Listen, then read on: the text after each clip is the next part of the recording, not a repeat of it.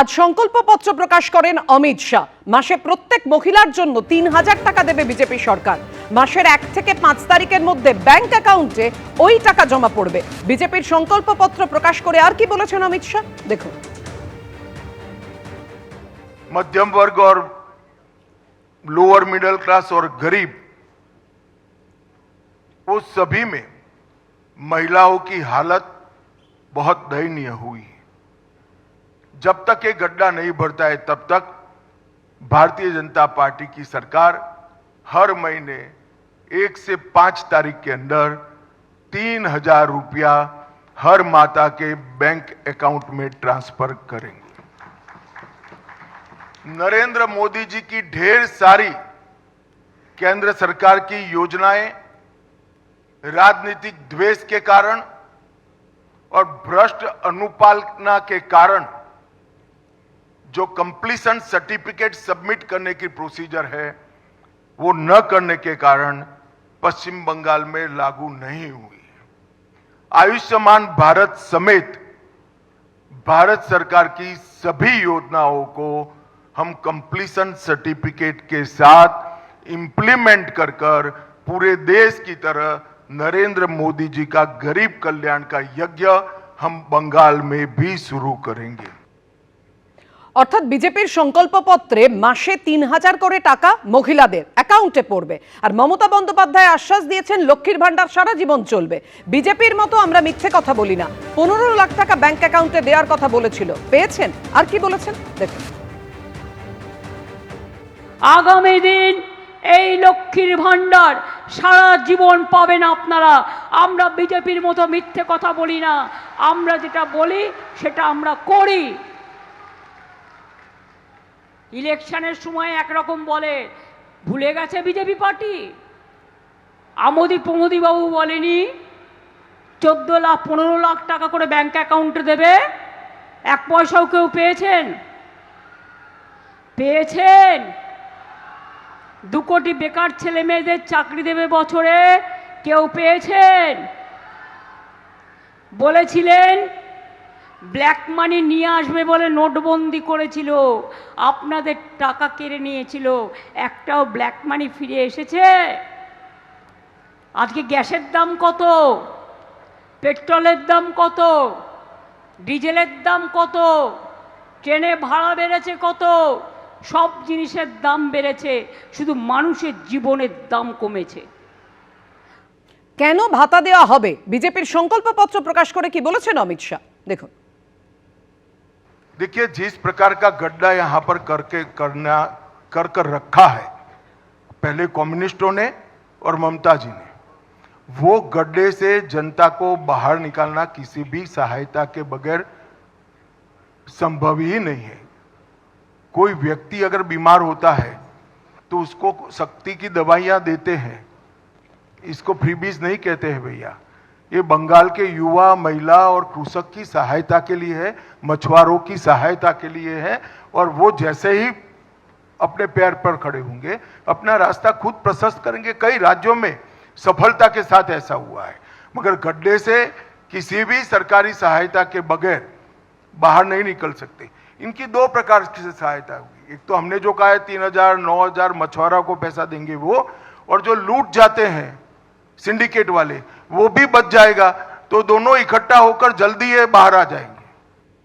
বাংলার প্রকল্প নকল করে গোটা দেশ, কটাক্ষ করে কি বলেছেন কুণাল ঘোষ, দেখুন।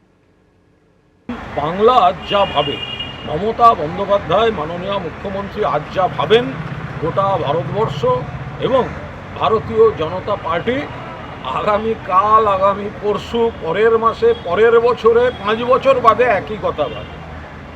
এই লক্ষ্মীর ভাণ্ডার নিয়ে কত রকম কুৎসা করেছে বিজেপি, ভিক্ষা, মা বোনেদের অপমান, কিন্তু পরবর্তীকালে দেখা যাচ্ছে বিজেপি শাসিত রাজ্যেই সেগুলো নকল করেছে, আবার এখন নিজেরাই নিজেদের প্রতিশ্রুতিতে সেগুলো ইনক্লুড করছে। তো মানুষ এই কপি ক্যাট, জেরক্স কপি নেবেন কেন? মানুষ তো আসল অরিজিনাল কপি। মমতা বন্দ্যোপাধ্যায়ের উন্নয়ন রয়েছে ঘরে ঘরে, প্রত্যেকের কাছে, বাদ কেউ নয়, সবার কাছে প্রার্থী, সবার কাছে ভোট প্রার্থনা। এইভাবেই জনসংযোগ করছেন উত্তরপাড়ার হেভিওয়েট সিপিএম প্রার্থী মীনাক্ষী মুখোপাধ্যায়। প্রচারের সময় ভোট চাইতে বাদ দিচ্ছেন না তৃণমূলের নির্বাচনী অফিসও।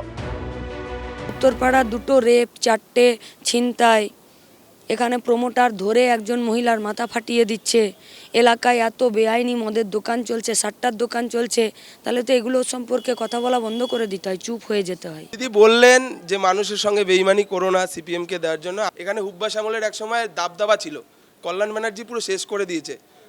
হুগলি জেলায় মস্তান নেই, হুগলি জেলার মানুষ মমতা বন্দ্যোপাধ্যায়ের বিভিন্ন প্রকল্পে সহযোগিতা পেয়ে আজকের খুবই উপকৃত।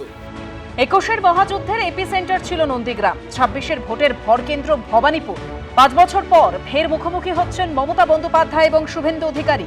21-এর নন্দীগ্রামে তাঁদেরকে ফাইট দিয়েছিলেন সংযুক্ত মোর্চা সমর্থিত সিপিএম প্রার্থী মীনাক্ষী মুখোপাধ্যায়। ডিওয়াইএফআই এর প্রাক্তন রাজ্য সম্পাদক এবার লড়াই করছেন হুগলির উত্তরপাড়া আসনে, যেখানে তার প্রতিদ্বন্দ্বী তৃণমূল সাংসদ আইনজীবী কল্যাণ বন্দ্যোপাধ্যায়ের ছেলে শীর্ষণ্য বন্দ্যোপাধ্যায়, বিজেপি প্রার্থী দীপাঞ্জন চক্রবর্তী ও কংগ্রেস প্রার্থী সুব্রত মুখোপাধ্যায়। সকাল থেকে সন্ধে চলছে মীনাক্ষীর দেওয়াল লিখন, মিটিং, মিছিল, প্রচার। জয়ের লক্ষ্যে উত্তরপাড়ায় ঘাঁটে গেড়েছেন বর্ধমানের মেয়ে। পরিযায়ী ক্ষেত্রে যে শব্দটা, যে এর পরের শব্দটা যেটা আমাদের আরও বেশি পরিচিত, সেটা হলো পরিযায়ী শ্রমিক। আমাদের কথা হলো আমরা আমাদের পশ্চিমবঙ্গের বেকার ছেলেমেয়েগুলোকে বাইরের রাজ্য থেকে ফিরে নিয়ে এসে আমাদের রাজ্যে তাদেরকে কাজের ব্যবস্থা করা। আর নইলে এখন যারা যেখানে আছে সেখানেই তাদের স্বাস্থ্য কার্ড, সেখানেই তাদের রেশন কার্ড, সেখানেই তাদের বাঁচার জন্য এবং পুলিশি নিরাপত্তা দেওয়ার কাজটা আমার রইল। আর যারা রাজনীতির ময়দানে আছেন তারা এই ধরনের অসাংবিধানিক কথাবার্তা না বলাই ভালো। এতে তাদের রাজনৈতিক বোধবুদ্ধির দেউলিয়াপনা প্রকাশ পাওয়া ছাড়া আর কিছু বলে না। মীনাক্ষীর সঙ্গে যখন দেখা হলো তখন তিনি উত্তরপাড়ার বারুজিবি পাড়ায় প্রচার করছেন। লাল পতাকা আর বেলুনে সেজে উঠেছে চারপাশ। সমস্ত বন্ধ কারখানার জমিকে ফিরে কারখানার জন্য করার ক্ষেত্রে আমাদের অনেক পরিকল্পনা রয়েছে এবং আমাদের ব্লুপ্রিন্ট রেডি আছে। শুধু হিন্দ মোটর কেন, গোটা পশ্চিমবঙ্গের 14টার বেশি ACZ, food park, IT park তৈরি করার জমিগুলো আছে। সে নিয়ে কোনো পরিকল্পনা বিগত 15টা বছরে নতুন করে হলো? আরজিকর আন্দোলনের সময় প্রতিবাদের অন্যতম মুখ হয়ে উঠেছিলেন, যার বিচারের দাবিতে সেদিন পথে নেমেছিলেন সেই অভয়ের মা এখন যোগ দিয়েছেন বিজেপিতে। উত্তর 24 পরগনার পানিহাটি থেকে হয়েছেন প্রার্থী। আর আরজিকরে যখন গাড়ি আটকেছিলাম তখন জানতাম নাকি যে উনি পানিহাটির? তখন তো জানতাম যে উনি আমাদের ডাক্তার। পশ্চিমবঙ্গটা আমাদের, আমরা পশ্চিমবঙ্গের সিএম আইপ্যাকের অফিস থেকে আপনাদের নাকের ডগা থেকে ফাইল বের করে নিয়ে চলে আসছেন, আপনারা চুপ করে দাঁড়িয়ে আছেন আর আপনারা বলছেন বিরোধী ভোট। আমরা তো দুজনকে এক জায়গায় দাঁড়িয়ে দেখছি। বারুজিবি পাড়ায় প্রচার করতে করতেই মীনাক্ষী ঢুকে পড়লেন তৃণমূলের নির্বাচনী অফিসে। পশ্চিমবঙ্গে লুটের রাজনীতি চলেছে, পশ্চিমবঙ্গে আইনের শাসন ছিল না, পশ্চিমবঙ্গে বেনিয়মটাই নিয়ম হয়েছে। আমরা পশ্চিমবঙ্গে লুট বন্ধ করতে চাইছি, বেনিয়মটাকে নিয়ম নয়, নিয়মটাকে ফিরে রিস্টোর করতে চাইছি এবং আইন অনুযায়ী পরিচালনা। মীনাক্ষী রাতে থাকছেন দলীয় নেতাদের বাড়িতেই, সকাল হলেই শুরু করছেন প্রচার।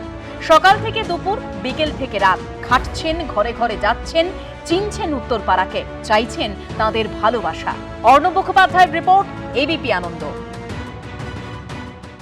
এবিপি আনন্দ এগিয়ে থাকে, এগিয়ে রাখে।